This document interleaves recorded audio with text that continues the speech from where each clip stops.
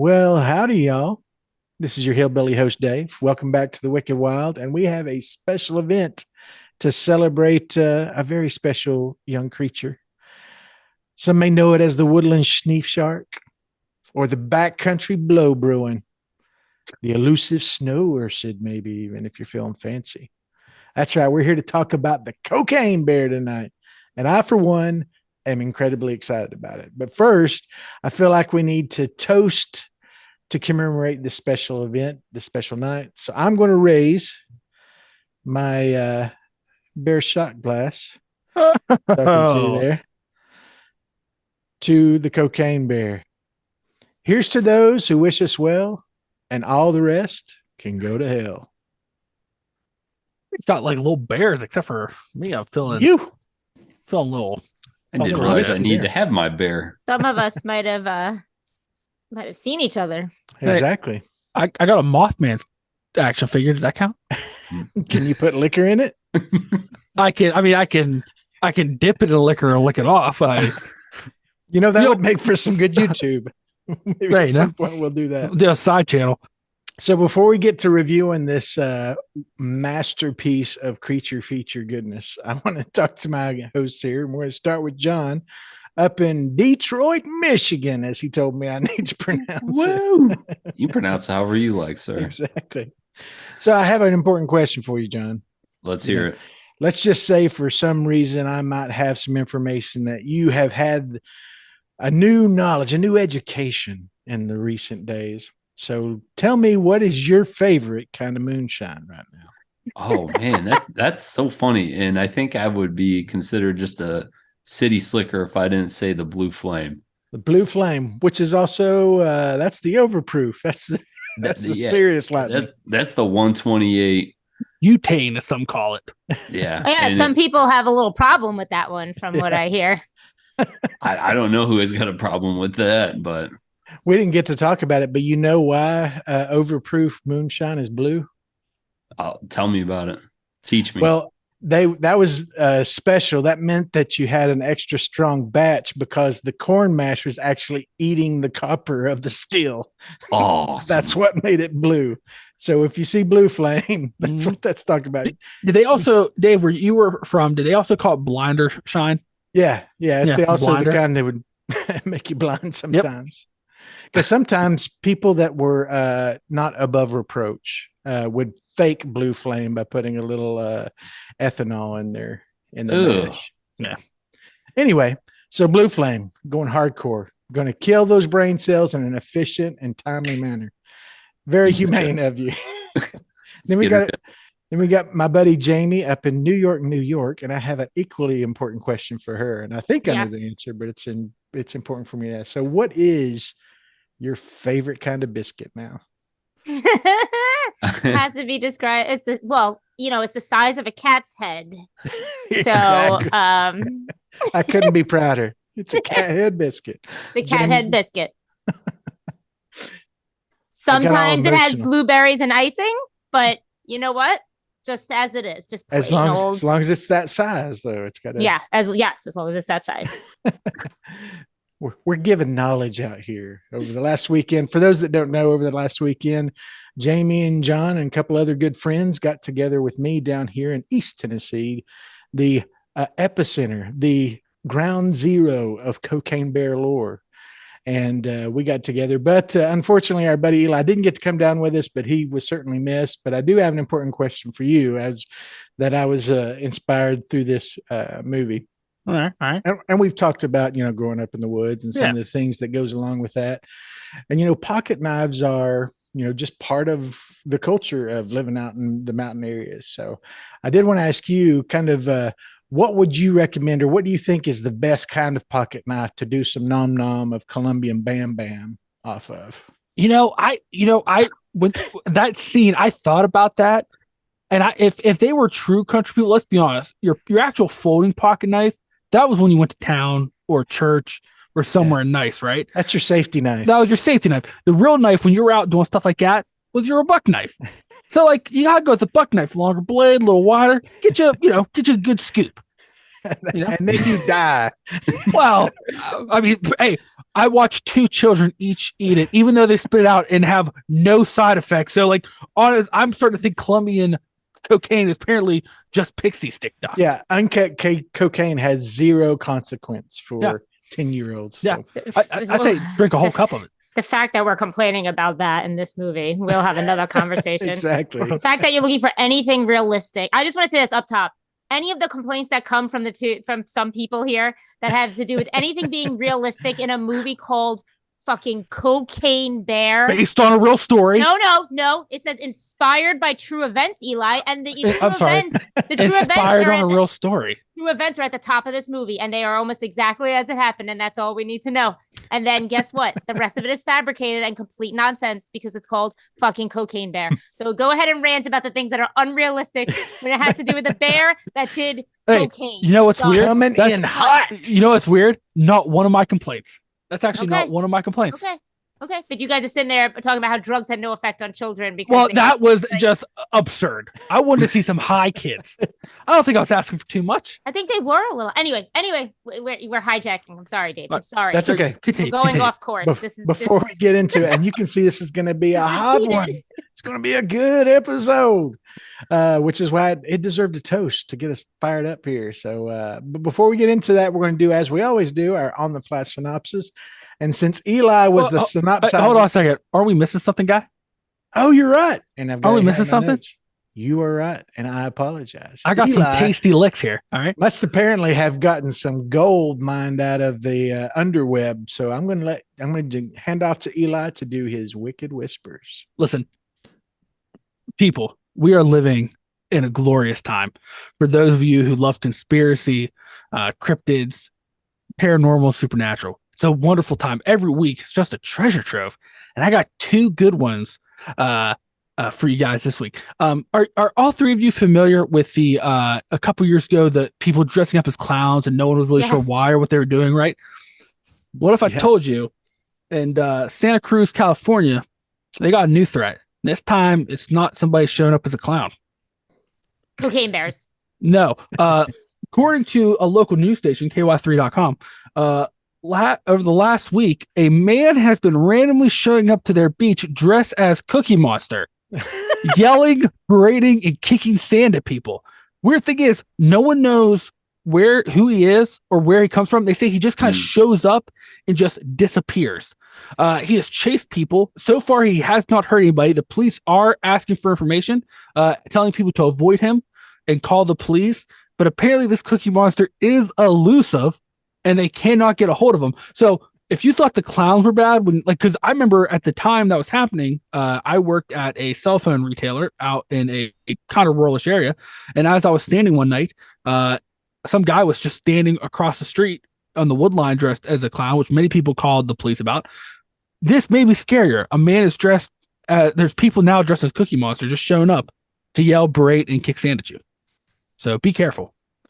And then everyone attempted to go to Sesame Street to find this Cookie Monster. I'm assuming he did a lot of cocaine and he no longer lives on Sesame Street. So his molasses cookies were not dusted with sugar. Is that what you're saying? They were not. I'm pretty sure at this point, if you are just showing up on a beach, yelling and screaming at people as dressed as a friendly kid guy, you got a lot of problems. And then for our second tasty lick, man, if you think about it, not even 20 years ago, right? Our political figures and our government wouldn't admit anything weird or supernatural, right? This story is all over the news this weekend. If you haven't heard it, just search any news station, you'll see it. The current president of Mexico posted a picture on his social media that he claimed is a true picture of an alux, which is basically a Mayan version of an elf. And it's a picture of something sitting in the woods. Apparently, it is not a joke. This man really does believe in these things, and he wanted to reach out to the public, let them know that they are around, because apparently they're a little bit more mischievous and dangerous in Mayan culture. So you have a president of a very large country came out, was like, "Hey, everybody, I have a picture of a supernatural being." A very close country too. Yeah, very close country. And like the picture, look up. I would suggest everybody look this up. It's actually kind of a creepy picture. Also, I don't know what's more worrying, that maybe there is a Mayan elf, because anything to do with Mayans, they were deadly, could be real, or that they're letting a political figure just post stuff online willy-nilly and no one's stopping him. So those are the news stories. Crazy time right now. So how do you pronounce or how do you spell the Mayan elf? Elux? Aluxe. Oh, okay. I'm probably not pronouncing that right, but basically in Mayan lore, it's basically their version of an elf, kind of like you'd see in like Irish and Scandinavian lore. Still a trickster, but as where in like kind of Scandinavian Irish, like if you gave them offerings, they could protect your land, and if you didn't, they would like just make you get lost. Where in my culture, if they didn't like you, they would come for your blood. So little different. A smidge different. Also, if you look at this picture, looks like a straight demon. So Sweet. prepare yourself for that. Well, I'll have to get on that here in a little while. Check that out. So, as I mentioned, we are now going to go into our on-the-fly synopsis. And last time in our last review of 30 Days or Not, it was Eli who had to give the synopsis. So he'll be my question partner for this one. And I have an important for him this time because this is one that Jamie and John and I talked about after our Cocaine Bear experience. So what other drug creature combo are you most interested in seeing next? Could it be the acid gorilla, the meth gator, or the opium wolf? Ooh, I know. They're all good. man, I was hoping someone would say like a PCP beaver, but with those ones you got, Just got a dusty beaver here. I would Ranger. have to go with the acid ape because Ooh. apes are incredibly strong. If you put them on acid, unstoppable. One bad trip for an ape, the world's done. Yeah, a tripping gorilla is not good news. I'll put No. it that way. Well, that's me. So I'm going to be Man after my own heart. I'm going to be given the synopsis. Who on had this the opium wolf? one. We know who the opium wolf. If you was. don't know, I'm concerned for you. Was that Jamie? Did you come up with the opium wolf? I She's- didn't come up with any of these. Yeah, but she's definitely the wolf. Oh, okay. Yeah. So what we watched is obviously Cocaine Bear. Came out for when we're recording this last weekend, February 24th. And the synopsis is the title. What you have here is a Colombian drug smuggler in a little single prop plane is having maintenance or malfunction issues. So he is dancing his way out of the plane, pitching duffel bags of coke out into the national forest, and then leaps out after strapping the money and drugs to himself as well. Parachute doesn't open, and he does the old auger in a driveway in Knoxville, Tennessee, which, by the way, is where three of us saw this glorious movie. After that, we cut break to North Georgia in the national forest, where we've got a couple of European hikers who run upon a black bear that is literally bashing its head into a tree. And then we realize that bear is under the influence of pounds and pounds of uncut Colombian cocaine. And throughout the movie, we jump from story to story that's all tied to this bear and what's going on. We have drug smugglers from Kentucky. We've got DEA agents or drug enforcement agents from Mississippi, I think it is. And we've got local park rangers, good for nothings, teens from the area, as well as a ranger who is just looking for love. And all of that is brought together by the glorious 500-pound coked up bear. And that's pretty much all we need to know about this movie, don't you think? Mhm. Yeah. I think So- you even made it somehow longer than than Than the the actual movie thing. concept? Yeah. Eh, So, John, did you see this in theater? What do you think of this movie? Yeah, no, it was the best movie theater experience for one of my least favorite movies. Oh, You're insane.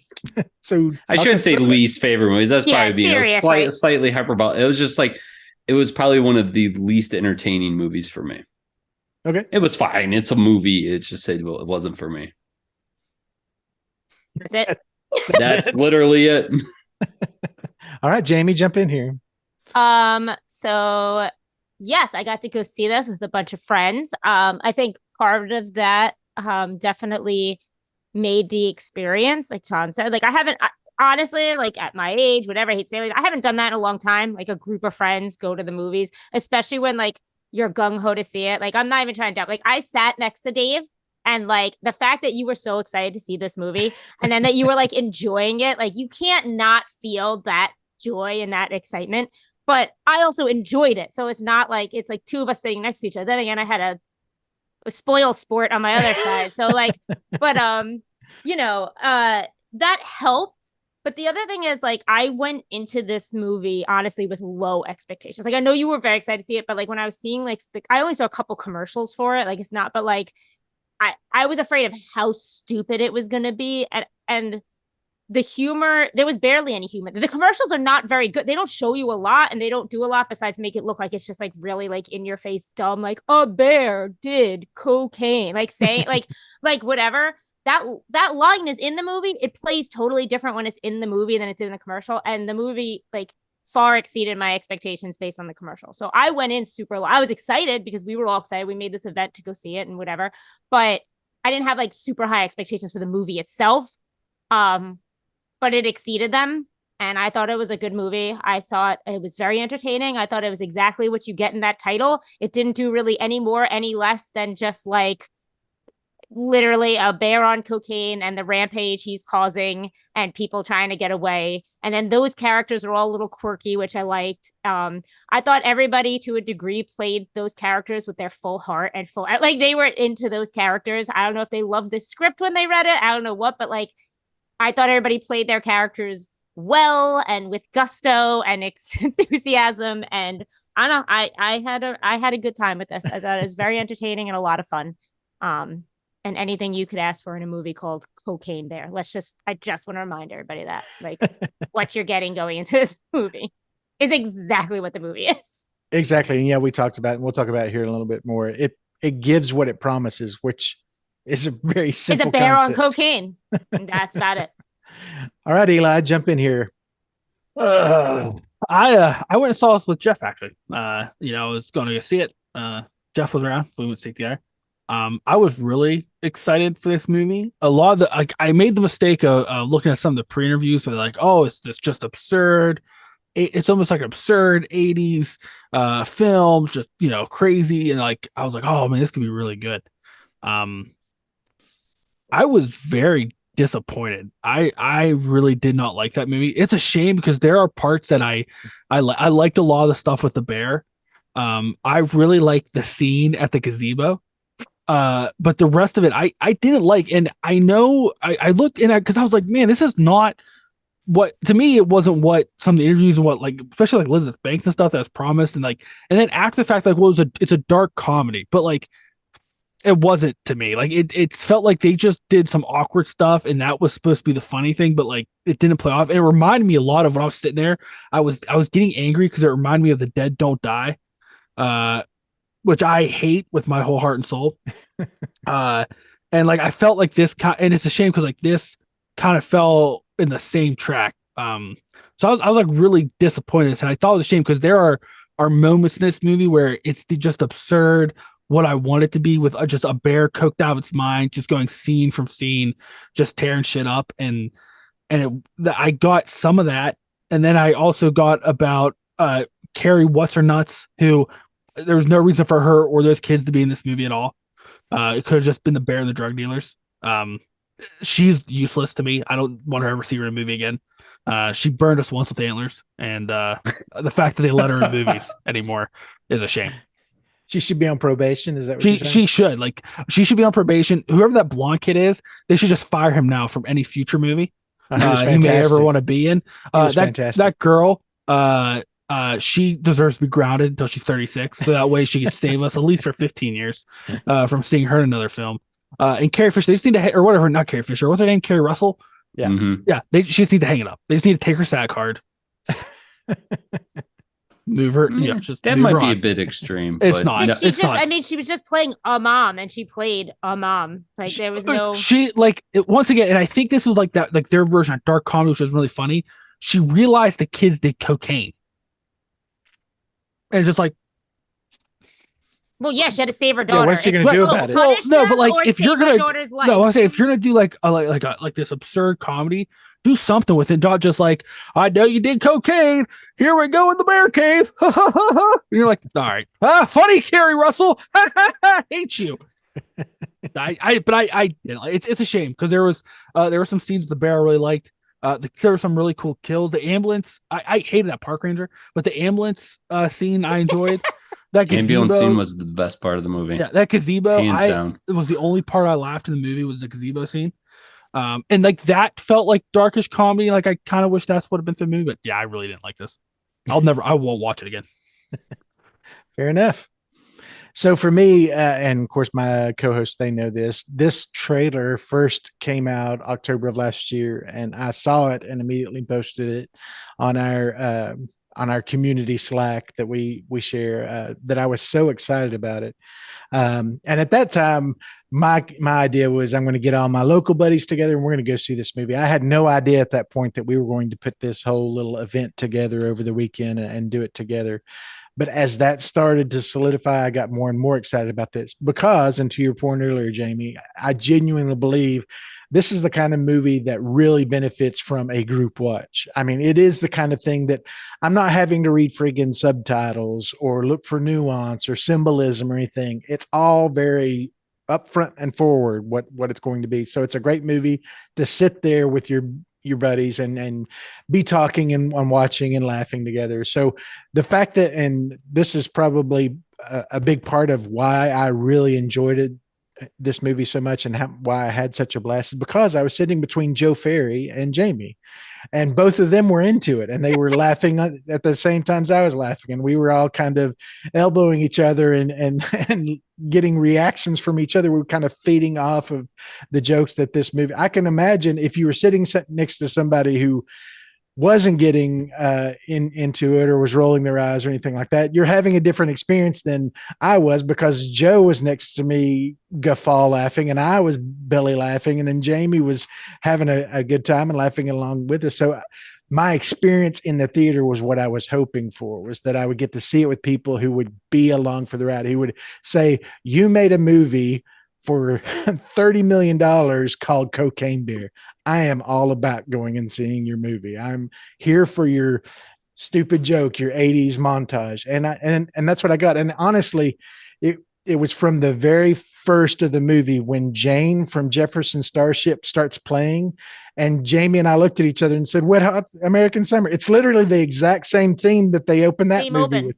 Exactly. Which, if you're familiar with that, this is the same kind of vocabulary as that. It is over the top and goofy and eye rolling and very 80s and very self-aware that it's very 80s. So it's almost like, if you're familiar with Wet Hot American Summer and you see this, it's like telling you it's okay to turn that part of your brain on, because it's going to be a very similar ride. Now, I don't think it goes as far into the goofiness as Wet Hot, but Wet Hot's a comedy. This is a horror comedy. So it's a little closer to center. I love the 80s feel of the movie. I love the music that's throughout it. I think that it was 80s without being overly referential of the 80s. I think it didn't play into it. It didn't lean into it. And there are some jokes, and I mentioned one earlier, when in the ranger's office, when the wildlife specialist comes in and he goes, "You've got a dusty beaver here, Ranger." And she makes a throwaway sign. Well, I'm working on that. And it's not like an 80s where they would look at the camera and wink and say, "I just said beaver." And that's a double entendre. It's a throwaway line that they make, but it's very well written. And of course, Margot does a fantastic job of just executing the return on that. So it's low key, but the joke is there to get a little chuckle out of you at the same time. And that's the way I kind of feel about this movie. And obviously, since we spent the weekend together, we kind of talked through some of these that, people were down on it. And then we found out that Eli didn't really enjoy it. And we were kind of talking through that. And creature features are an odd animal within the genre already. And they really fall on opposite ends of the scale. I mean, you've got creature features like Jaws and Anaconda and Crawl and those kind of movies. And then you have creature features like Slither, which Elizabeth Banks was in, and Tremor and Eight-Legged Freaks and Arachnophobia that are very self-aware of what they are and how goofy their concept is. And this is very much of that family. It's a movie that is being funny for funny's sake while still giving all of the gore. It doesn't go for the PG-13 and make the big bucks. It goes for the hard R. And it does things that we're still talking about today, like freaking 10-year-olds doing cocaine. That's the stuff I love about those 80s creature features is they go for it in a way that we, in a lot of ways, we talk about some now that we can't do anymore. And here's Elizabeth Banks saying, yeah, we can do it. Now we don't have to, and I thought it was hilarious. We're going to talk about it in a minute. We don't have to do the big boob blonde stuff anymore. We can do other jokes, but they can be just as out there and just as extreme as those jokes were back in the 80s, like literally having a bear flash its breasts at its attackers when they open the door. I thought that was a fantastic reference. So that's my overall thoughts, but I'm going to throw it back to y'all. Somebody jump on this. Tell me why I'm wrong. I'm Wait, sitting here and I just can't believe that you put, I love Slither. I love Arachnophobia. I love Locker Tree, but I love this Slither. you cannot put this to me in the same camp as Slither and Arachnophobia. I absolutely can. Oh my God. This is like its inbred cousin that they didn't No, talk it's not. about. No. Oh my Absolutely. God. Yes. Slither, like the humor in Slither was just so It's refined. no more intelligent Oh than my it is God. in this. Oh, but it was funny. So that was the difference. Right. Slither was Why- funny. So this was was this not. movie. Oh my God. I still quote to this day for Slither. You go out, shoot a deer, get deer shit on your hands, go in the house, make a sandwich, boom. Next thing you know, you got Lyme disease. One of my favorite lines in that movie. But like this, and To then, you, I wouldn't oh. say that's a hilarious line. but, But, you know, you know. oh yeah, but you like this movie, so I can't even look Yeah, at you I do. anymore. I thought Hey, this movie was a Trucy's lot of fun. over. But I'm glad, Jamie, you agree. It's of that same And I love mentality. Slither. Yeah, I love I think Slither's a great movie. I think it's underrated because I think just a lot of people, I think it came and went. And you're right. And like Elizabeth Banks is in it. But like, I think it came and went and not a lot of people saw it. I actually saw it in Wish they theaters did. and I still watch it when it's, yeah, I think it's underrated. I mean, I'm not saying a lot of horror people haven't seen it, but I just think it's like a movie you say and people are like, what? Like, Mhm. don't even know it. But anyway, I would absolutely put this in that same category. But, it has to be, I mean, maybe not. I didn't look up any interviews and unlike Eli, I didn't really read anything going into this because I thought I knew everything I needed to know just by the commercial. Like, you know what I Exactly. mean? Like I don't, but it can't be unintentional that Elizabeth Banks, who is also in Wet Hot American Summer, like use the same opening song. It has to be. I mean, is she in all the Wet Hot, like even the after what, like that can't be unintentional. Right. She had to do that I at agree. an absolute like.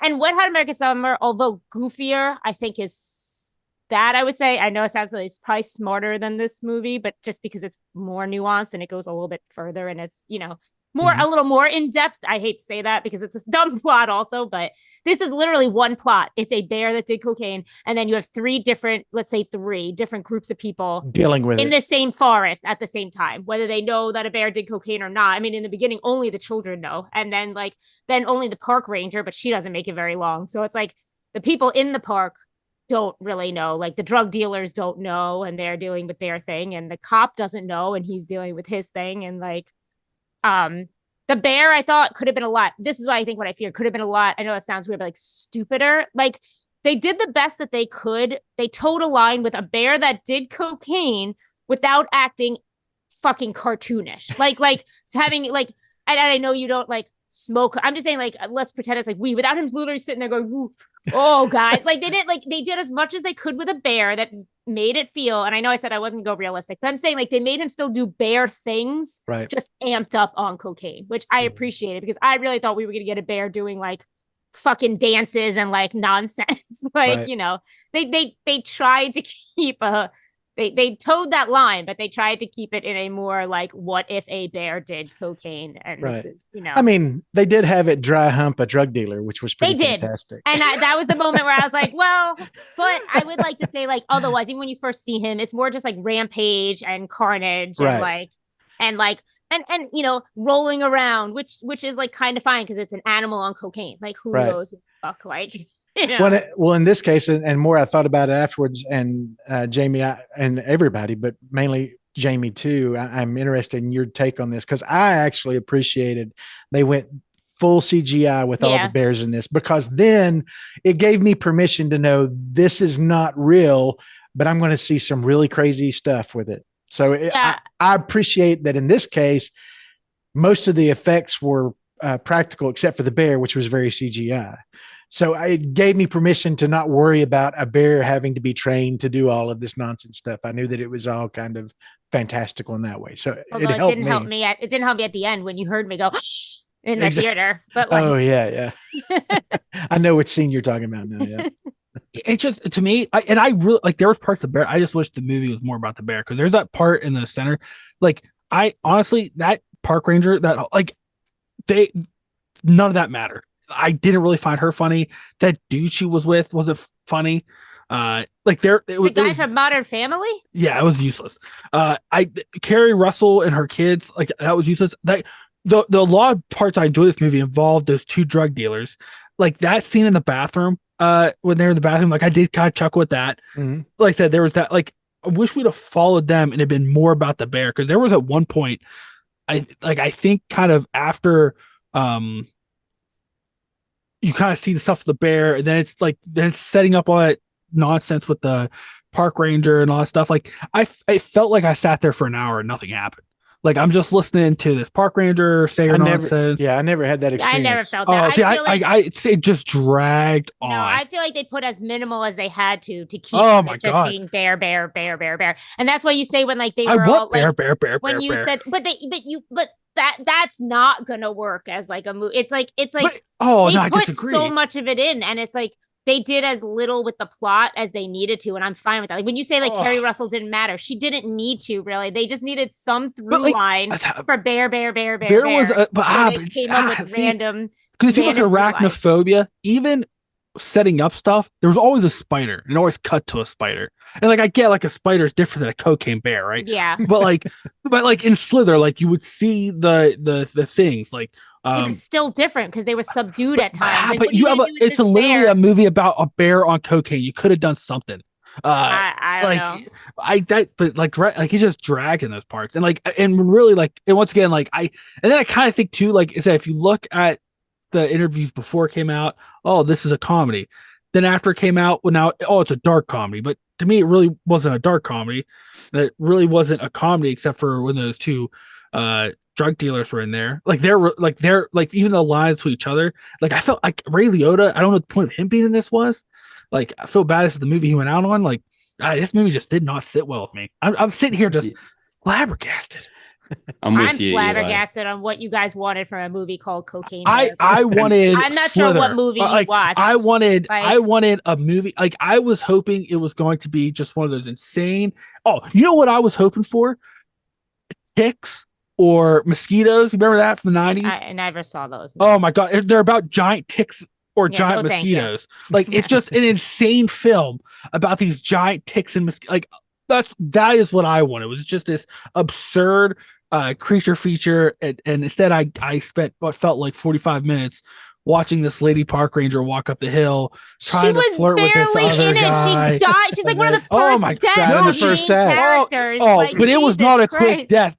She kept coming back. We have to watch that whole thing about her getting ready because she wants to sleep with that weird guy, right? And then I'm like, finally, that's done. Oh, now I gotta watch him walk up the hill. Finally, she's gone. Oh, now we got this whole thing with them in the field, which I did like that tree part with the bear. But then but you're talking about scenes that we cut back to for like 5 minutes at a time. It wasn't like that was a whole. It did not feel like 5 minutes. Like as I'm thinking about it, it's like they were like 1 minute spans. That's why it's weird that Eli feels like it was like literally these people, this whole cast, besides the people who live or whatever, are on screen maybe like 2 minutes. Like I was shocked that what's his name from Modern Family was like high build because of how short he was in this movie. Like nobody is in this movie besides, I know Carrie Russell sucks, whatever, but besides the two coke dealers, Carrie Russell, and the dude who by the end of it I would have watched the whole movie of, that blonde dude who I've never seen before in my life.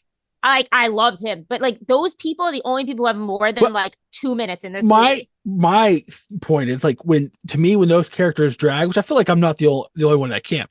When they drag, and it felt like they just kept cutting back and dragging out because that park ranger didn't die. Like Josh, like her whole thing, she runs away, she gets there, and then we cut back 3 times with her in that park ranger thing, and then finally when you think she's dead, and then luckily if it wasn't for the fact that it was the ambulance thing, then she's involved in the ambulance scene too. Like they just kept like going back to her, and she kept playing a part, which they should have, to me, killed her off the first time when she got back to fair enough, but think the about park every bench. time they cut back to her, it was action. So that's why I'm confused. Like every time they cut back to her, like he broke into the cabin. Every time they cut back to her, it was action. It wasn't like we were cutting back to her to just be like, "Hey guys," and have a party. Like but they cut back to her to provide more to blow a guy's face action. off.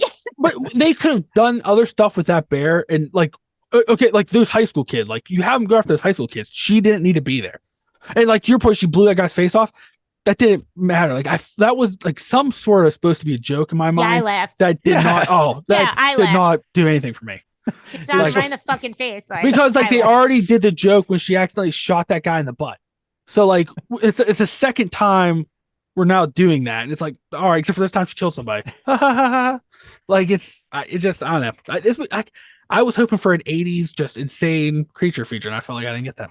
I think that's exactly what I got. Yeah, and I'll say to to the point Jamie made earlier about the teen, and Jamie and I talked about this on the way back to the cabin after the movie. He was like such a surprise because, and the reason I would disagree with you, Eli, is every time somebody talked, I was really surprised at how smart the writing actually was. They all had Southern draws, but there was nobody talking about incest, or they were talking about their hillbilly or animal loving, all the stuff that usually goes along with having a very Southern cast that Hollywood has made jokes of forever. None of that was in there. These were all very real people in my estimation, making really funny decisions and dialogue about it. Like the detective who's we think is trying to hit on the other detective when actually he's just trying to figure out how to take care of this floofy dog that he's just adopted. And then the teenager who could be just a throwaway cokehead. Or he's fine because he's with the drug dealers. Fantastic. I fucking loved him. I loved him. Anything with the drug dealers was fine. Like that was all really surprising to me how well all that was written, because it shouldn't exist in a movie called Cocaine Bear. That didn't bother me as much. That sheriff to me, like I didn't like any of that in the beginning. Once again, the only part I liked the sheriff was the gazebo scene. Like I actually thought he ended up having one of my favorite lines about when they shoot that guy's fingers off and it misses a finger, and he's like, "How did that happen?" And, how do you even do that? Yeah, and like that was one of my that was the only part with the sheriff that I liked. Like the rest of it was just kind of like, all right. It was really funny in that scene that I literally had the experience of the movie saying what I was thinking. Like when the detective gets on top of the gazebo, in my mind, I was thinking, how the hell did he get up there? And then the guy asked him, how the hell did you get up there? Well, I jumped from that branch, but now I don't know how to get back down. In my mind, that was the best scene in the movie. The absolute best. Like that was probably the funniest scene. I think the ambulance sequence was the best. The ambulance is pretty good too. I mean, it looked good. Like once it got going, it looked good. But like it was, to me, it was a fucking chore to get there. And like I think that was probably my issue. A lot of this, it felt like a chore to sit through it for these little payoffs. And like even the ending to me was like it almost like the ending. And I'm not saying it has to be anything crazy, but like I was looking for like one of those just insane, like weird creature feature endings, and like the ending of this movie felt like a fucking high school play. It's almost like they spent all their money on everything else. They're like, what's the easiest way for us to wrap this up?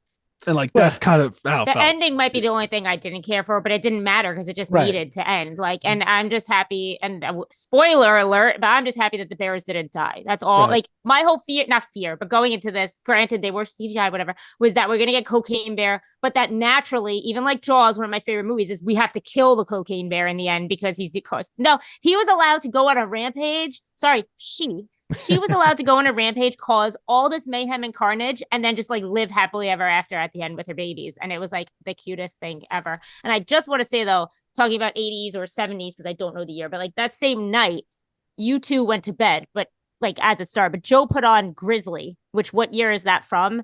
79. I was only half paying attention, but I like Cocaine Bear a lot better than Grizzly. And I know love Grizzly is Grizzly. like a beloved. Yeah, but like talk about those 80s and 70s. I guess I'm a person too. We know this, that like likes physical. Like I'm over the old creature feature, not Jaws, because of they didn't have effects to do these things. So like it's off screen and then there's a kid with no leg and then whatever. But it's like I love that this movie just like fucking what's his face's death in the tree was fucking fantastic.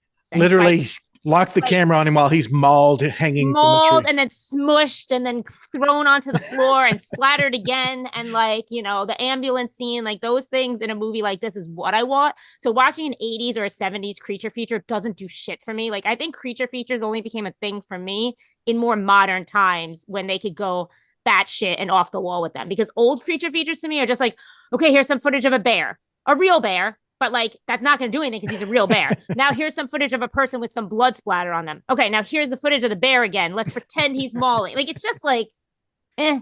So I don't know. Well, Jamie, I have an important question for you. How do you know it's a female bear?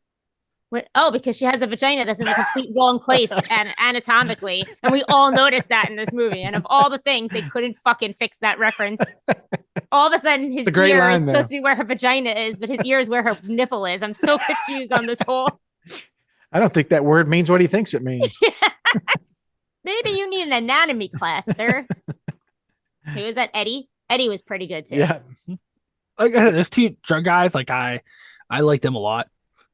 Like it's just I mean they were, but Eli, and I get it. You guys don't like it. That's totally fine. I'm just, and I'm not like personally taken aback by this. It doesn't offend me, but like the drug dealers were the heart and most of the movie, besides the kids and the mom. Like, and like I pointed it out when the movie ended. You can delete the kids and the mom, and the movie plays 1,000 times better. 1,000 times better. There's a tonal problem with this movie, and that's what drives me crazy about it. Is it needs to steer into the crazy and the wild stuff, and instead you have like there's nothing funnier to me in the world than having someone's wife die and then he abandons his kid. Hilarious. And then kids doing cocaine and nothing happens. That's a problem for me because it should be hilarious. If you're going to have the kids, have them be wild, have them be crazy, have them do stupid shit, because that's what we're all here to see. See, I'm not here to see kids act on cocaine. I fucking hate children. Then there was no point of them eating the cocaine. I'm good without them. Yeah, I'm just saying, I have it in there. Have it in there. I really don't know why. I think someone thought that part specifically was funny. I don't know what about it, but like. But I they didn't didn't have dwell crazy on it. Euros hitchhiking. Have crazy Euros. Don't have them as a stupid intro so you can bring them along for the ride. Give me more Tucker and Dale. The tone of this movie was all over the place. Like the humor is not funny. It's like deadpan at moments. Honestly, the guy getting his head blown off, that was got a chuckle for me. That was mildly funny. But other than that, it was just like weird, like semi-awkward, weird John, tone. you never looked so beautiful to me in your whole life. But this movie, I wanted to love it so bad. I was just as excited as Dave was when he saw the trailer. I'm like, dude, I'm 1,000% in. This is what I'm all about. And what scares me now more is I've heard about Slither. I've never seen it. No, Slither's really good. And I hope it's good because now I want to go watch it because that might have been the movie I was hoping for. Slither is the movie you're hoping for. It's a different movie, though. But I can tell you what you're looking. It's not a creature feature like this. It's more of a sci-fi creature. Like when you're talking about an animal that really exists. Slither doesn't exist. It's a fake fucking thing. It's so you can make up the rules. Yeah, you can make up whatever you want. But Slither is still funny though, right? Like it's going for that comedy feel. Slither to me is very funny. It is. It's a comedy. It's not. It's a comedy horror, just like this is. They said that, and then they're like, "It's a dark." I don't know who said dark. I think people say dark just when there's death, like just when there's murder. Like it's not. This movie is straight up for anybody. A light-hearted comedy with horror. Like to me, they tried that same thing about that stupid whatever that I forgot the name of that movie again. That dead movie. The Dead Don't Die. They started the same thing. Like, oh, this is a comedy, right? Then it came out, and a lot of people didn't find it funny. And then they about face like, well, it's a darker comedy. Like it's not supposed to be in your face funny. Right. And like, but it wasn't funny. Like I love The Dead Don't Die. No, you do not. I sure Oh do. my God. Dave. But I only saw it once and I didn't care. What? Like I've never watched it for the exact dry reaction. comedy. Yeah, it's dry comedy. There's a difference. It's not even dry. Yes, it is. It absolutely is. It's not funny, but it's dry comedy. It's absolutely dry comedy. Listen, you're talking to a man who watches more than BBC than I care to admit. Dry British comedy. That's all the British know how to do is dry comedy, right? Love it. that was not dry comedy. If that's dry comedy, that is like Sahara Desert. I died of thirst before I could laugh comedy. But like that's like, and I really didn't like that. And like this, it hit me too. Like I think it was what felt like the 1100 scene with Carrie Russell. And I was like, oh my God, this is The Dead Don't Die with a bear on cocaine. She was in 7 minutes of this movie. Yeah. 7 minutes too long because there was no reason for her to be in it. I was gonna say you could delete that character, and No the more reason. I think about it, the end is also like a problem because it makes no sense. Just do something. Oh, silly I and would have just- loved to seen them Looney try to Tunes, that'd fight be that done. bear to get Do that I bag have of to- cocaine. Do I have Like to point out- that ending would have been great, fighting a bear for cocaine. But then there's this whole That thing would have with been funny. her and Oh. like the gun, and like then she goes and saves them, and like it's like, oh my God, like okay. And we don't need cubs. We don't need bear cubs in here. Well, Yeah, we do. Yes, you do. Absolutely, you do. They could have done more with that, seeing some You cocaine needed bear cubs on Of course, you cocaine. need adorable bear cubs. It made more Because sense. then you've got Fucking Mama kidding Bear me? energy. Yeah, Yeah. let's. Do I have to reiterate what I reiterated as we were driving home from the movie? You had a mom protecting 2 children, and you had a mother bear protecting 2 cubs. But you know That what's is weird? essentially And they're the all movie- coked out. and they're No. all on coke. Those cubs were coked out. Except for Those the 2 mom. kids Except ate for the mom. a whole knife full of cocaine and it did nothing. I wish I had their constitution. I drink Immunity. a Pepsi Zero and I'm like, ooh, I'm gassy. And I watch 2 children eat a knife full of cocaine. And like They didn't wait. They didn't eat the. Hold on. Let's not. They didn't eat the They knife had. full. Are you A telling? tiny bit, and they spit it all out. They consumed about like. The But kid they- took a shovelful of You had- shit in his mouth. But they didn't eat Children. it. But they didn't eat it. They didn't. But it was consume in their mucous membranes of their mouth. Oh my God! I'm not Well, even you've got getting the- into specifics here. Yeah. What? I'm really not. It's put a not. whole You're cup of trying to cocaine in their argue mouth. again, cocaine bear. You said you weren't going to Oh argue my this God. point, and I said if we're going to No, argue, but like, the fact what's that the kids point do- of them sticking a whole handful of cocaine in their mouth? I don't know. For There's the I a don't joke. no know. fact. For the No joke. joke there. Yes, it is. Oh my And God. it was you hilarious. people. You know, I can't. John, I just look over at you and I'm like, that beautiful angel. Like John sitting over there looking so good right now. I just don't know why Like, you. I don't know why you nobody notice guys how like good you look. fucking hate fun. Like I really don't Exactly. get it. But No, I really enjoy The fun. fun moments No, in this you are don't. great fun. The You know what I hate? ambulance fun. Is when someone says, "Hey, Treat, come over fun. here. This is fun," and then proceeds to hit me in the shin with a golf club for 30 minutes. They go, "Are you having fun?" And I'm like, Yeah, but- "No." Like, here's a you clown. can't compare Yeah. this movie to being hit. Come I on, this just did. movie is not. This It's To a your zero sum. illustration, that would be Yeah, like you're being taking offended. a stance of like, yeah, this is I- that'll be offended by fair. cocaine bear. Yeah, that would be like being offended by you coming over and me hitting you in the shins when I say, "Do you want to come over and play Listen, you in the shins with a golf I'm club?" I'm It's a game I not. made up. I'm not. The joking. whole thing is in the title. Listen, oh my God, no! Cocaine Bear's only in half the movie. No, he's not. No, he's not. He's in the I whole spent 2 movie. hours watching a park ranger. Eli, I don't Walk know up what. a hill. I'm sorry. I apologize to anybody listening because you're drastically exaggerating the amount Listen. of time that other people. The whole movie is like an hour and a half, and Right. Tight little script. majority of Even- it is Oh, it's not cocaine tight. bear. Even yes, I was exaggerating, but to me, there was just a lot of parts of me that didn't matter when we could They have don't, spent but they're there for more a minute. time with the bear. And I like when I say the golf club thing, like I'm not kidding when I say, because even like Jeff and I looked at each other because Jeff felt the same way I did. And there's multiple times this movie I told Jeff, I'm like, I'm almost at the point where I just kind of want to get up and leave because like I was bored out of my mind during second this movie. Like I didn't like it that much. And it's I don't not know. because Your I was attention offended or span anything. Must be like this long. You're talking to a guy who once a year watches the extended edition Lord of the Rings Yeah, straight but you through love one that day. bullshit. Yeah. Yeah. But you find that shit like fun. I don't. See, like I that. think, but I think you've kind of proven our point. If you go and see this movie with people who hate fun, you're not going to have a good Oh time. no, we love fun. We enjoy fun. We were hoping for a fun, insane hour and a half ride with a bear hopped up on coke. That's And- exact. You That's just That is Exactly. not described what You we just got. described We the got movie. the Dead Don't Die Part 2 No, Cocaine Bear Edition. Absolutely No. not. So If you I try sat next to the comparing wrong this- person. Is that what you're You telling should have me? sat next to Yes, me, John. You absolutely. should have sat next to me. No, he sat next to the equivalent of you. That's why. Oh, whatever. I'm not mad about it. Not mad about it. So Anyway. we're all over the place. You on know This what is this. the I would biggest fight we've you know ever what I would had. have even like you know what I'm not even fighting. I just I didn't can't really believe like I'm it. not fighting it, but I can't believe I'm about to say this, right? And this is how you know how serious I am, right? He's gonna throw antlers in here just No, for never. emotional effect. Crawl, I will give Crawl credit because in my mind, right, in What Crawl, was on the other day? I that love Crawl. those alligators are throughout the whole film. It's Like a totally different kind of movie. it's still a creature feature. Like this can be a comedy. Like, yeah, it's an insane comedy about Cocaine Bear, but there were parts in my mind that we could have done more with the bear than following a bunch of people that didn't matter to anything. And like, they weren't funny. Like there was no amusement to what they brought to the film. They were funny, but what part of Carrie Russell was funny? No, not her, but you have to follow. But she's a mama bear. 7 minutes. Okay, there's 7 minutes of the movie. Holy shit, Eli! You can have more Cocaine Bear.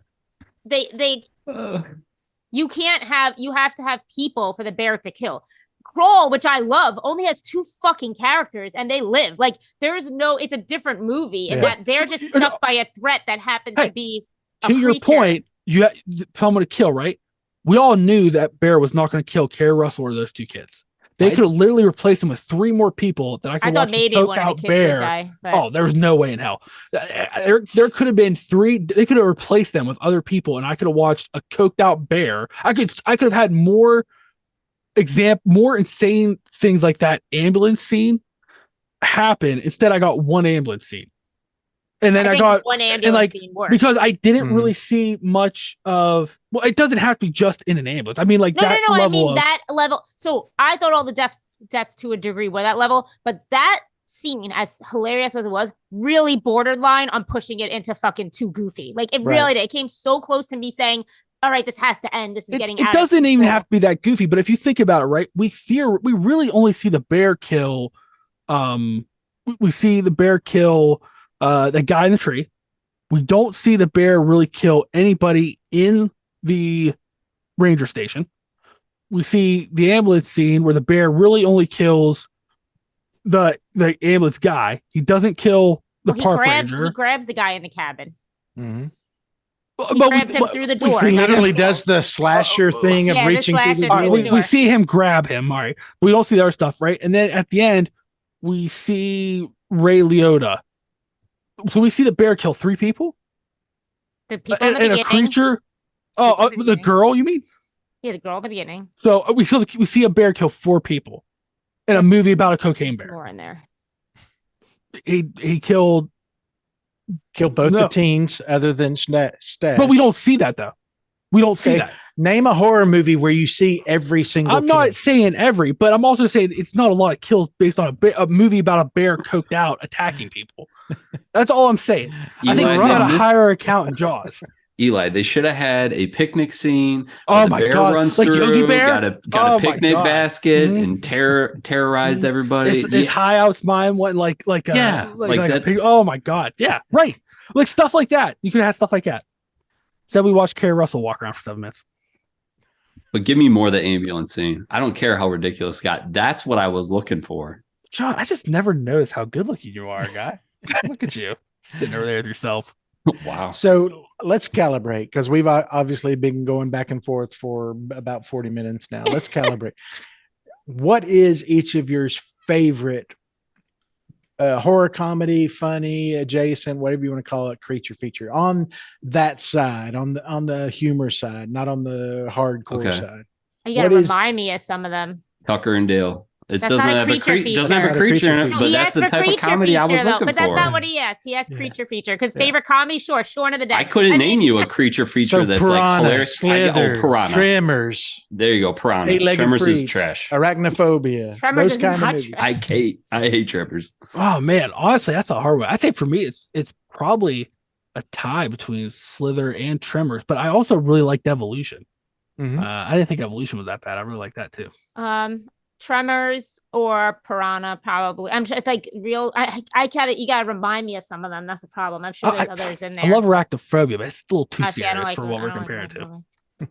I don't care about Arachnophobia. Yeah. Like Eight-Legged Freaks would be in the same category. I hated that movie. I know, but I'm just saying. That's what I'm saying. Like, yeah, that's what I'm saying. Slither, like that's why I said Slither, Tremors. Like Arachnophobia is too serious. Slither, yes, but I'm now being really technical in the fact that it is a creature feature, but I'm talking more real animals, so that takes Tremors out also. Like not made up. But like this do whatever whatever rules. But at the same time, like you can't really even say this is a real animal because in the real life, the bear died in 7 minutes. I know, but I'm off just saying, one bag of cocaine. I know that, but I'm saying follows bear rules. To my point earlier, it follows most bear rules. Like it acts and looks like a bear, and what maybe because people don't like a bear would be like on cocaine instead of just like a complete alien literal. hodgepodge of and that's the problem with like Slither or Tremors is like, well, now you can make up any rules you want. Well, then in that case, I think you could argue like Piranha does it better. In my mind, I don't like Piranha. I think Piranha does it better than this.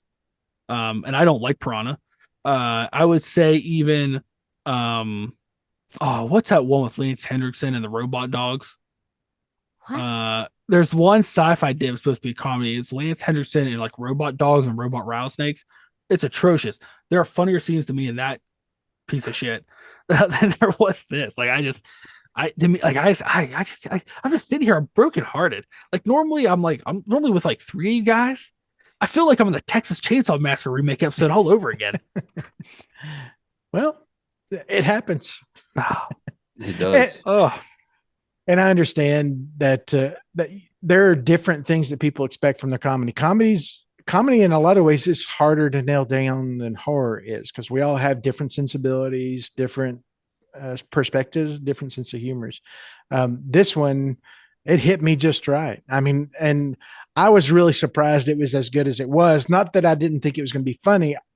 First and foremost, this movie, it would be hard, and I understand, Eli, that you were disappointed in it, but it would be hard to get to a place to say this movie didn't at least attempt to pay out on everything it promised. It was a cocaine bear, and it was a cocaine bear in the woods wreaking havoc. And that's what this movie was. It wasn't like it was. Sorry, no, just a lot of the positive reviews. That's their same point. You know what though? But like a movie I just thought of now is like once again, like Snakes on a Plane. I think had the same premise, and I also think Snakes on a Plane did it better than this did. I love like that movie. That followed that. You know what I'm saying? Like to your point, like I think Snakes on a Plane it could fall in that same camp of we're just talking about a movie about snakes on a motherfucking plane, and like, but like it like they were the centerpiece. It was snakes on a plane, and Samuel L. Jackson, like that was the thing. And this is every bit as good as Snakes. Oh my God. Without question. Hey, Dave, can I ask you a question? What? Are you trying to break my heart, or no? I'm just sharing my perspective. I cannot, and Jamie and I had this conversation after seeing the movie. Is I can't get mentally to a place where I can even relate to somebody being that reactionary to this movie. I have to assume it's part play, which is fine. It makes for good podcast, but to be that disappointed in a movie like this is really surprising, and I can't relate to it. I think I've made this argument before. I am. You run hot. I am becoming a John Carpenter. I feel where I am getting like the horror genre. I was their biggest lover, and they've abused me too long. And every once in a while, they put a shining star in my face, which Cocaine Bear I thought was my shining star for the year. Right. And then I go and here once again, it's fantastic. Paranormal Activity ripping off its mask and shitting down my throat. Wow. I don't feel that hot about this. It does not resonate with me, and I wanted to love it. And it that's why it breaks my heart. And I'll say part of the reason I was so excited about this movie is because of the subject matter, because it is based on very slimly, probably, and to Jamie's point, I agree completely. The first 5 minutes of this movie is loosely based on real events that happened where I lived in Knoxville. But what I appreciate about it, and I think both Jamie and John can affirm this, is the area I grew up in, which is the Great Smoky National Park, the Gatlinburg, Pigeon Forge. That's where I grew up. Black bears are kind of a big deal in that area. I think a little bit.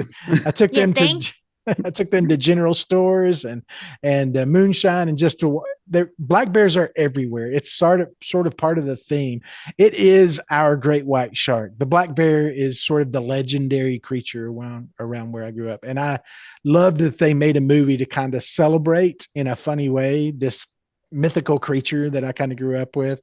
And I've shown my co-host, I've got black bears that are around my house all the time. It's that's just the area I live in. So it is like, if I lived in Alaska, like the last movie we watched, and, if it was a wild polar bear, or even Malamutes or Siberian wolves that were out there.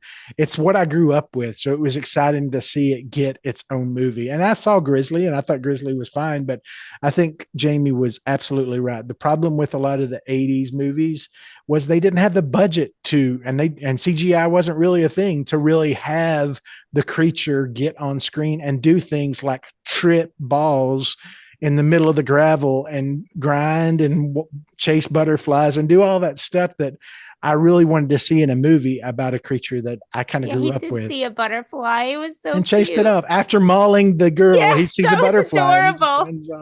The thing is, like, most of the movies we watch, it's like I wasn't gonna run to the theater and see it again. I've been very busy. Not that I wouldn't actually sit through this again in theaters, but like most of the movies we watch, I try to watch like that day. So all my thoughts are like fresh, all the jokes, everything. And we watch this now on Friday, right? And like, and so not that people know when this is actually recorded, but like it's been a few days now and enough that like all these fresh jokes, it's hard. Like granted, I have been arguing right alongside Dave, so obviously but it's like I really wish I watched it today, so I like had all the references like fresh in my mind, because when you see a movie, a lot of the movies even we watch I've seen multiple times, so some of these things stick in my head and I can like, this one's like such a fresh watch that like Dave, you want to go see it again? Let's go. You want to meet halfway? Let's go see it. And I'm actually, and no joking aside, I am seeing it not this coming weekend, but the following weekend with my local buddies, again.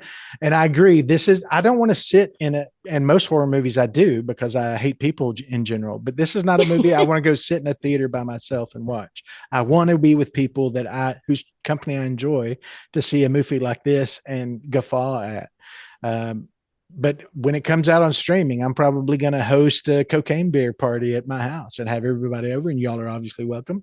And we'll do an outside theater watch of this movie again, because it's that kind of movie. It's the kind of movie that will become in my regular rotation for a background movie, because I can pay attention when the ambulance scene comes on or the cabin scene comes on, and I don't have to focus on the movie, and it's not going to emotionally torment me like so many of the movies that we watch on a regular basis. This is just a fun watch. What were you going to say, John? Fun. Dave, can I bring a 4-year-old to the party? Like we had the 4-year-old at a movie.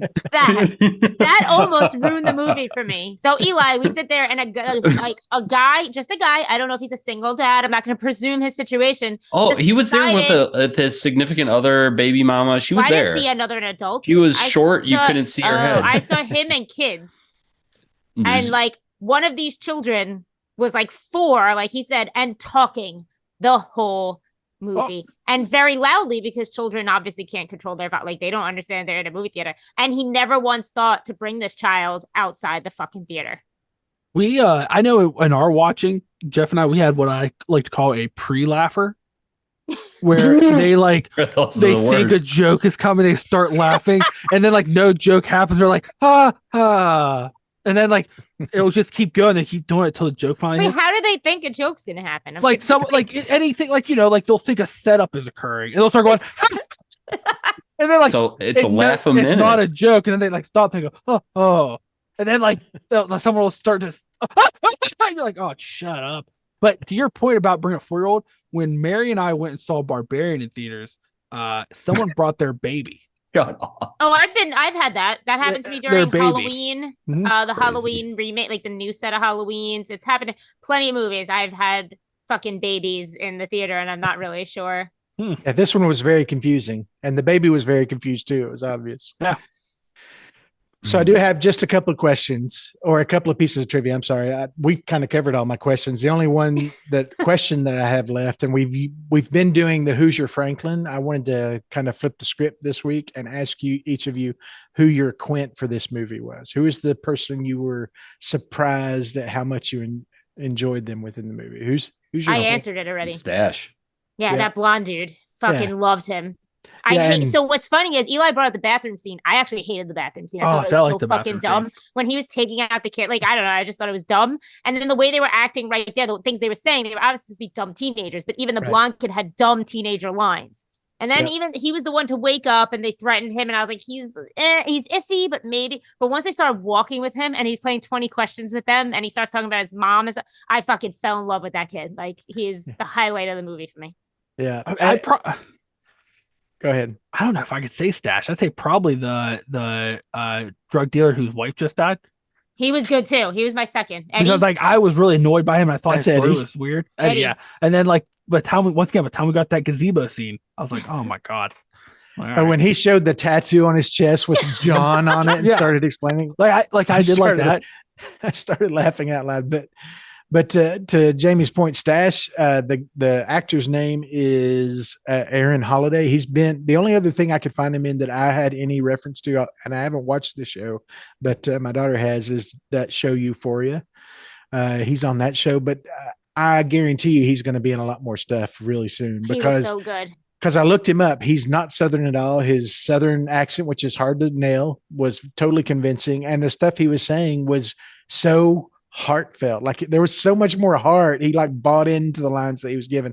And most of the lines were so stupid, but he was kind of executing them in a way that made me enjoy that he was having these sincere moments about him and his boys going to move to New York City and all that kind of stuff. It was hilarious. See, that was funny when they did the cutaway of his friends being mauled and him talking about that was a good scene. I mean, there's like I had chuckles like here and there, but it's just there was a scene, and now I want to see this is why I wanted to rewatch movies that I know I said to you, Dave, because I thought he actually like broke character. Like I know that's not a thing when you're filming; it's like an SNL thing. But he looked like whether they left it or anything, there was something that he tried to get that he said it's a lie, but he was like partially holding and laughed as he said it. And it looked so genuine on this guy that like, I love that kind of shit. And I was like, that's like that's a real laugh. Like he's really laughing in that moment. Yeah. Mm-hmm. And it was just, so I loved it. And I wish when I see it again, I'll let you guys know what line it was. Well, and I genuinely think we've got to give credit to also big ups to Elizabeth Banks. She is a comedic actress. She's not directed anything in the horror genre. And her last thing was kind of a failure, which was the Charlie's Angels reboot. It didn't go over well, but here she is swinging for the fences in this. And I think she did a fantastic job executing on a script that was a spec script. Nobody asked them to write this. The writer just had this concept from the title of a cocaine bear going nuts and wrote this spec script. And Universal, to their credit, saw the value in it. And in their opening weekend, was the first horror comedy to ever dethrone a Marvel movie. From Samara Weaving's Instagram, for those that don't know, it's her husband who wrote this movie. Mm-hmm. And I love her. But from her Instagram or whatever, when she was so proud of him on the release day, it was something like, he drove her to work 4 years ago and just said something like, what if a bear was on drugs? And then just went and wrote a movie. And this is what we got. So, and I'm glad he did. Me too. Any other thoughts before I jump through this trivia real quick? And then we're going to get to Dave's Critter Quarter. I can't imagine what it could be about. Butterflies. So as we mentioned, the movie does open with the famous Jane from Jefferson Starship. And I agree, Jamie. It has to be a callback, or at least this is the kind of movie you should expect, which I agree. The surprising to me as I was looking stuff up, this movie was filmed in Ireland. It looks very convincing as Northern Georgia, but it was all filmed in Ireland. It has 3 stars from the Americans. If you watch that TV show, for those that didn't catch it, it's the husband is the drug smuggler in the plane. He's the one doing the dance. And I think Jamie, you were the one that kind of asked me, is that so-and-so from the Americans? And no, it might've been Matt, because I never watched Americans. Oh, okay. He did. So yeah. So that was him as the drug smuggler who splats in Knoxville. So I thought that was pretty hilarious. And then I didn't know this, but the script was loosely based, and this is a book I'm going to have to go find now, on a book called Bluegrass Conspiracy, which is about drug dealers in Kentucky and the corrupt law enforcement. I read that. From the 70s and 80s. So I'm going to have to go read that now just as background. But to our point about the last 2 movies we watched, there's no way in hell you have to read a book to get this movie. This movie is all about what you see is what you get. So, and last but not least, and I think Eli mentioned it, Kerry Russell's first role since Antlers. So she's back and stronger. Was it though? Was this the first? Is this the next thing she was in since? According to IMDb, this is her next. I am convinced she has bad gambling debt. Because if you look, she's just showing up in movies. She just takes an easy paycheck. I'm Carrie Russell. Where's my check? Now, honestly, any of you, give me an honest answer if that's possible. If this script showed up in your mailbox and you read it, tell me you're not saying yes, please, right away. Oh yeah, absolutely. As an this actor, movie is a blast. Yeah. That's why I think. That's why I said I think these actors were fully committed because I think they read this script. Like, there's no reason for like, and I'm not trying to make it sound like but like, is it Jesse Tyler Ferguson? Is that his full name from Modern Family? I'm not like acting like he's like this, but I feel like he does. Like, is he on Broadway? I just feel like he's a very well respected actor, whether he does like a ton or not. Like, there is no reason for him to take this bit part. Other than that, he read this script and said, "This is fucking hilarious." And whatever, I want to be in this. Like, you couldn't even recognize him. He looked fucking terrible. And I know he's like a good looking, like in shape dude. He looked terrible. And he's going to get an epic death scene with a bear. He's kind of unrecognizable, which means also like he's not doing it to be like, there's Jesse Tyler for like, it's just like, I don't know. These people definitely did this for either friends, and I don't mean like that they hate it, but like these people are all friends, whether it's Elizabeth Banks or Jimmy Borden or whatever. Like, yeah, this was like we're all having a great time. I'd be surprised if I read anybody complain about the production of this like movie. Exactly. Carrie Russell didn't even know she was in it. So on that note, that's sort of our overall thoughts. I think you have an idea of where everybody landed on this. Some of us were right and some of them were wrong. I don't know how that goes, but you know how that happens sometimes. It's funny, for the last 3 reviews, we have had hard opinions across the board. Yeah, these have been, and the funny thing is none of them have been the same. It's not been the same teams on any single one of them. No. So as we do, I'm going to do our Dave's Critter Corner about the black bear, also known as Ursus americanus. So I've got a few facts about the black bear that I thought it was interesting. And obviously, as I said earlier, I live in East Tennessee area, and black bears are sort of the apex predator within our ecosystem here. I see them all the time. We've got security cameras and trail cameras. They're around. They're checking my garbage, and I'll send videos to Jamie and John and Eli all the time of my local bear, which I call Cuddle Murder, about what he's doing and what he's checking in on there. So, but they are only found in Canada, the U.S. and Mexico. So North America, that's the only places you're going to find black bears. They are omnivores. They're mainly vegetarian, but they are opportunistic carnivores and meat eaters as well. But like 80-90% of their diet is vegetarian. They are, and to the point that Jesse Tyler Ferguson makes, they are expert tree climbers. They're also, and a lot of people that knows, they're also really good swimmers. Like, they are fantastic swimmers as well. So you'll see video on YouTube of people out fishing on the lake and a black bear swim by or swim to their boat and stuff like that, because they're very territorial. They are fantastic runners, and I thought that was great how they showed that in this movie. Now, was it dialed up to 11? Of course, but this one was on coke, so I've already got an excuse for that. But a standard black bear can run up to 30 miles an hour. Usain Bolt runs at about 26. So running from a black bear is also not a great idea, because you're not going to win. Black bears can be, and a lot of people don't know this, but black bears are not always black. They can be black, brown, gray, blue, blue, gray, blue, brown, gray, black. They can be all of, and they can even be white and silver. You can have white black bears. It's like a recessive gene. But yeah, you can have albino black bears, and there's pictures of those as well. So black bear is a species. It's not a color. Just like, and I think Eli's mentioned this before, grizzlies are not always gray or brown. They can be black and they can be silver and white. It's more of a designation of the species. They're very territorial foragers. They don't hunt in packs. They don't run in packs. The only time that a black bear is social is when it's mating season. And then they're not terribly social. They do what they're there to do, and then they go back to their territories, where, kind of the areas that they've designated as their hunting ground, which is also why they're dangerous if you run up against one, because they can be very territorial, especially if it's a mother with cubs. Then she's very dangerous, which this movie plays on. Is, you're going to F around and find out when you mess with the mother's cubs. And I think they played that perfectly, but we're not going to relitigate. I just wanted to throw that in there, that when, and Jamie's big gas moment that she mentioned earlier is when somebody tries to abuse the cubs, and then mama comes down like the swift hand of justice on them, which was fantastic. There are a couple of rules that the U.S. Fish and Wildlife Service, some recommendations they give if you do have an encounter with a black bear.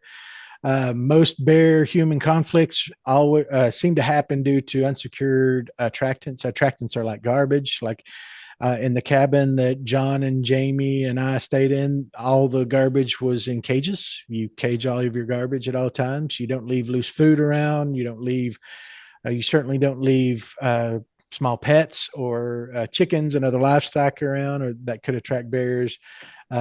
Anything that has a good smell, they're fantastic smellers and trackers, so they can smell your Doritos from a mile away and find you.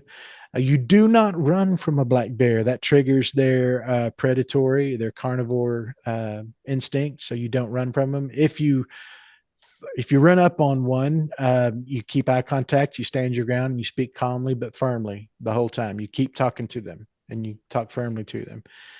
Ho bear is the word I use. Hey bear, ho bear. That's what I say when I'm hiking. And that's even if I don't hear or see a bear, if I hear something that could possibly be a bear, I start talking to them, because 9 times out of 10, if they hear your voice, then they'll know you're something they don't want to hunt, and they'll move along their way.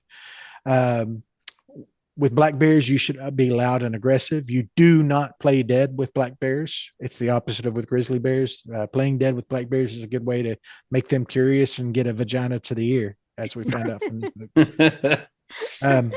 Want that on a t-shirt.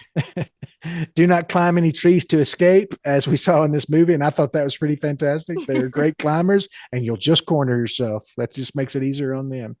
And last but not least, the best way to, if you have an encounter with a bear, is you back away slowly while keeping eye contact. You only turn around and turn your back to the bear once it's out of sight. Otherwise, you keep your eyes on it and its eyes on you, and you keep talking to it while you slowly get away.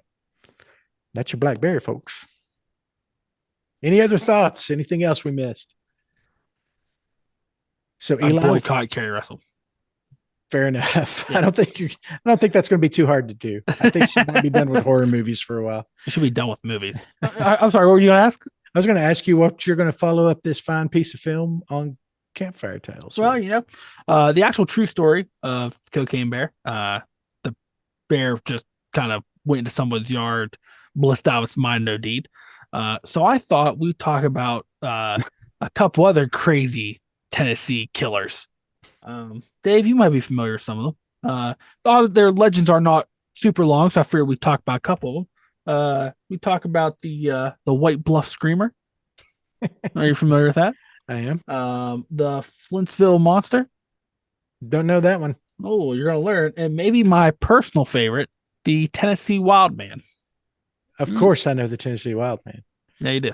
We might have had Philly cheesesteaks from his stand while we were there. From the Tennessee Wildman. I think he's going to be there this Sunday, isn't he, John? Oh, no doubt. That was the best sandwich I had in a long time. Turtle Man. And mine wasn't meat, but it was fucking good. What was it? Oh, what did you end up getting me? Because I got her the Bigfoot Supreme or the Sasquatch Supreme. Yeah, onions, peppers, what cheese? Provolone cheese. Yep. I don't know what they did in there. Mushrooms, but everything was cooked perfect. It just was really good. That's because we cook things with love here. Yep. Whatever they did there and with that cheese, it was just really good. That was probably the maddest I was about not getting to come this weekend, because the Bigfoot. The food in general. I was so excited. We did so. I was so excited. I'm like, man, I'm on my way down. I'm gonna drive by a little country diner. I'm gonna get my lunch. I had one in mind. There's a diner I like in West Virginia. I was gonna stop at. I was ready. I was like, I'm gonna gain 20 pounds in 2 days, and I was so looking forward to it. We did the first start, and I loved Matt's response to it. Was I introduced Matt to Bojangles. He got some Bojangles tenders. Never had a Bojangles before. We don't have Bowberries biscuits. I don't have them first either. Bowberries biscuit. And then we had Bojangles are good tea too. We had That was at like Bigfoot 10 Philly o'clock at cheese. night when we Yep. came in. Joe Ferry, who lives in Philadelphia, his only T-shirt, and this is my pride moment, his only T-shirt that references Philly steaks is an East Tennessee T-shirt for Bigfoot's Philly steaks. He said the only T-shirt I own has Philly's cheesesteaks from somewhere other than Philly, which is fantastic. We got Grandma's Kitchen with our cat head biscuits Yeah. and grits and I love ham and grits. cheese Not even talk about yeah. Paw Paws. and paw paws. We had You guys have a pawpaw? oh yeah, we do. We had Well, no, wait, I'm sorry. You're crawfish talking and- about a place called paw. I thought you meant an place. actual pawpaw. Or I don't know if you guys have those in Tennessee. Custard apple? oh yeah, pawpaw orchards. Yeah. Yeah, yeah. I live next to Pawpaw Plains, which is the road Oh. where there's a big pawpaw orchard. Paw Paws though was New Orleans food, which was weird. Like, Yeah, 'cause- yeah. and it was a- it Oh, was it's a like a miss- restaurant. It was a miss for me, but like And then we had Calhoun's barbecue. Oh, I wish that was so good barbecue too. It sure was. John had the ribs. What'd you think of that? Choice He wa- ribs. He wasn't tasting much at that point. He had Oh, got, get out! He was He on had his a little too second much flight of moonshine. Yeah. My God. Yeah. And here I was stuck eating plain Jane Northerner food. It's pretty good stuff. I think everybody left happy. Oh And- my God. They left with new terminology. Everybody knows as the crow flies. They know what that Oh, you means. didn't know as the crow flies? No, I knew all about that as the crow flies before I went down there. Matt hadn't heard that before, and I think that's his new favorite phrase. I did not know what a cat head biscuit was. She's And got when a I cat first head saw I never something heard about that before. when I That first saw was something new for about me just too. cat heads, I was a little concerned. A little offended. Yeah, I had Yeah. to explain it to her. But then she had her first one, and then she didn't care what it was called. Ah, man. Ah, So thank you for listening to our coverage of Cocaine Bear. I know we're coming out a few weeks after the movie came out, but that's okay. That's kind of how we do here. We hope you enjoyed the movie. If you haven't seen it, we do recommend it, and some of us don't recommend it. You know where you land on people's opinions on the show. Who do you usually agree with? You can kind of have your pick here. If you like the show, we do ask you to subscribe, rate the show, throw us a comment on there. If it's on Apple or Spotify, let us know what you think. You can also visit us at our website, thewickedwild.com, where we have written book reviews and movie reviews. And we have a little shop there with merchandise that we like that you can check out. And we're only on like week 23 of our Wait for Eli's article development. So that thing's going to be epic once we Hey, finally do it. if I actually, in the few little bit of free time I had this weekend, I started writing it. So it is coming. Fantastic. So we've been in the planning phase for the last 6 months. I've been in the planning phase, Perfect. and now I'm actually in the writing phase. So So I it's, say at least 2 more weeks, right? perfect. If you want to follow us on social media, your options are Twitter at Wicked Wild We Are, or Slasher, which is the new horror community social media, which I've been enjoying. There's a lot of fun people on there. That's also at Wicked Wild We Are. We're also on YouTube. Just search the Wicked Wild podcast and you'll find us there. If you have any questions or feedback or thoughts on the show, I always welcome that. You can just send it to podcast, podcast, at thewickedwild.com. And that's really all I got, folks. Jamie, you have any recommendations for our listeners out there? Yeah, I recommend they go get lost. What's that? But preferably not when it starts raining while you're in the woods, because I learned this past weekend that's not a lot of fun when you get stuck in pouring rain. But otherwise, you just might find yourself. Wait, I messed that up because I inserted. Maybe the only place. Maybe but the yeah. only place. Yes, right. But we did get rained out on our hike, but Yeah. we didn't let that dampen our moods. See what you did there. Boom. Dad Should be joke. embarrassed. Y'all have a good night.